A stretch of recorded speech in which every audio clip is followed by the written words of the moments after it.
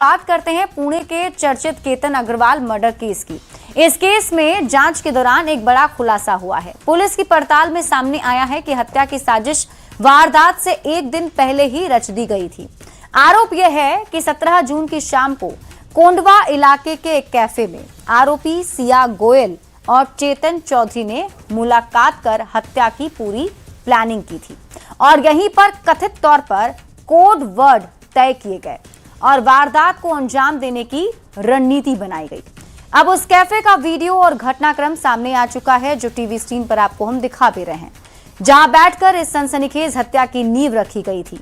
और आपको बता दें कि आरोपी सिया और चेतन को पुलिस रिमांड पर भेज चुकी है और दोनों से पूछताछ कर पूरे मामले की तह तक जाने की कोशिश की जा रही है।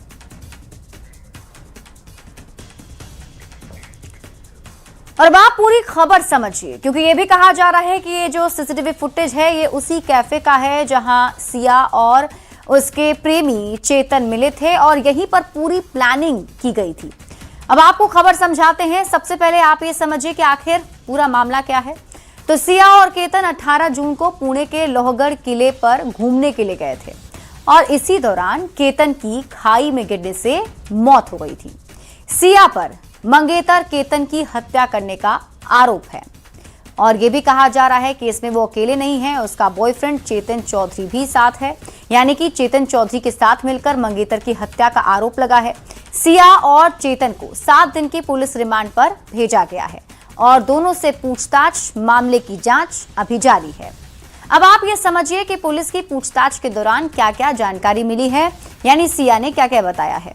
तो पुलिस ने बुधवार को दोनों से आमने सामने बिठाकर पूछताछ की। सिया और चेतन एक दूसरे को मास्टरमाइंड बता रहे हैं। पूछताछ में यह भी खुलासा हुआ है कि केतन को एक नहीं 3 बार मारने की कोशिश की गई थी। सबसे पहले 5 जून यानी कि 5 जून की तारीख को पहली कोशिश की गई। सिया ने किले पर जाने की जिद की, केतन उस दिन नहीं गया। फिर दूसरी बार जो ये तैयारी थी वो 14 जून की थी। 14 जून को दूसरी कोशिश की गई, धक्का दिया लेकिन केतन बच गया। पूछने पर कहा सांप दिखा तो धक्का दिया। इसके बाद 18 जून यानी कि तीसरी कोशिश।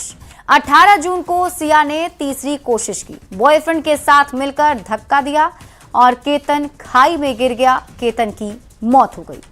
यह खबर सुन के मन में यह सवाल भी आता है कि आखिर क्यों सिया ने अपने ही मंगेतर की हत्या की।